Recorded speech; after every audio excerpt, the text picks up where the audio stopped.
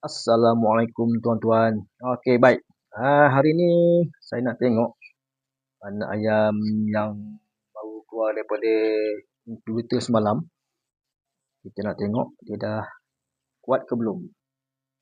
Rasanya okey dah kot. Okey, nampak dia dah sihat, dah agak kuat sikit. Kita bolehlah pindah ke brooder yang lebih besar sikit lah. Okey tuan-tuan, nampak dia dah cergas. Maknanya dia dah kuat, dia dah sihat. Kita boleh pindah ke brooder yang besar sikit. Saya nak masukkan dalam bekas ni dulu. Bawa dia ke luar rumah. Okey.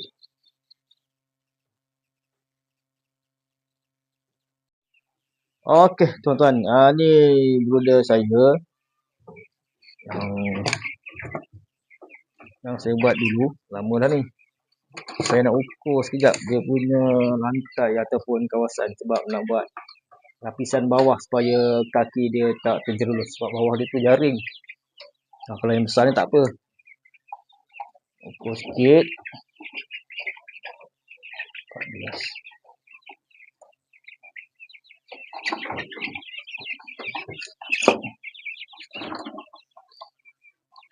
Yes. Kaki.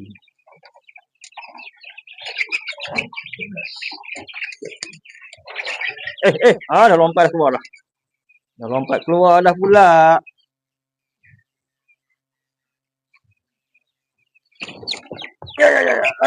Lari pula dia. Sekejap. Seekor lagi. Seekor lagi dah lari pula.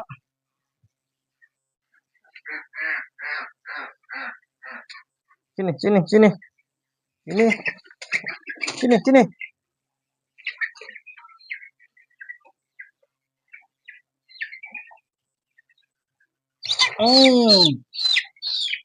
Ini ayam kacuk yang beli tu hari. Dah besar ni.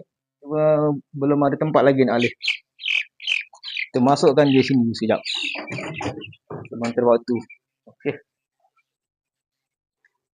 Saya nak potong kotak dulu. Nak buat alas lantai bawah.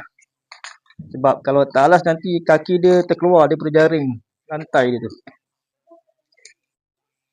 Kita potong sekejap.